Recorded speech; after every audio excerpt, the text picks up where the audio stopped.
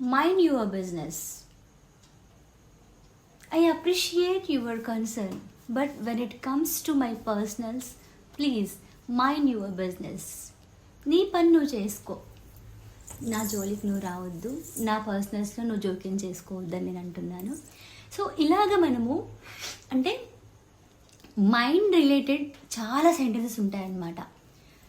So mind అంటే అసలైతే బేసికల్గా ఇది మనసు, మెదడు మనసు రెండు వస్తాయి. కానీ ఇక్కడ మనం నేర్చుకోవాల్సిన విషయం ఏంటంటే మైండ్ అనేది, ఫర్ ఎగ్జాంపుల్ ఇప్పుడు స్పీక్ యువర్ మైండ్ అని చెప్పాను అనుకో, నీ మనసులో ఏదుందో అది చెప్పు అని అర్థం అనమాట.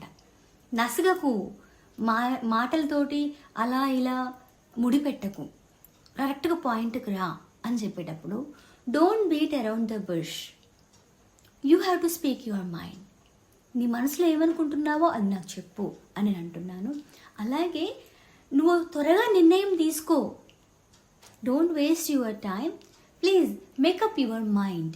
అంటే అర్థం ఏంటంటే మనసులో తొందరగా నిర్ణయాన్ని తీసుకోమని నేను అంటూ ఉన్నాను. అంటే టేక్ డెసిషన్, అంటే డిసైడ్ అవ్వు అని చెప్పేటప్పుడు మేకప్ యువర్ మైండ్ అని అంటూ ఉంటాం.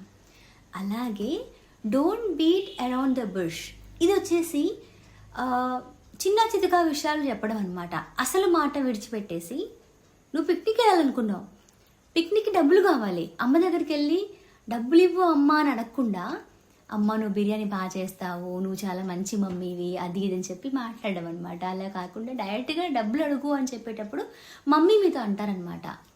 Don't beat around the bush, you have to speak your mind.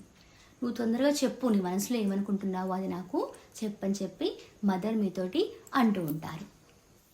అలాగే ఆయన నన్ను సజెషన్స్ కోసం అడిగాడు, వెంబటే నా మైండ్లోంచి ఒక మంచి ఐడియా, ఒక మిరాకిల్ లాగా వచ్చిందని చెప్పాలి. ఇలాంటి కండిషన్లో స్ప్రింగ్ టు మైండ్ అనేటువంటి ఈడియం మనం వాడచ్చు.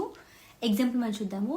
When he asked for a suggestion, a perfect idea sprang to my mind. నా మైండ్కి ఒక పర్ఫెక్ట్ ఐడియా వచ్చిందని నేను అంటూ ఉన్నాను.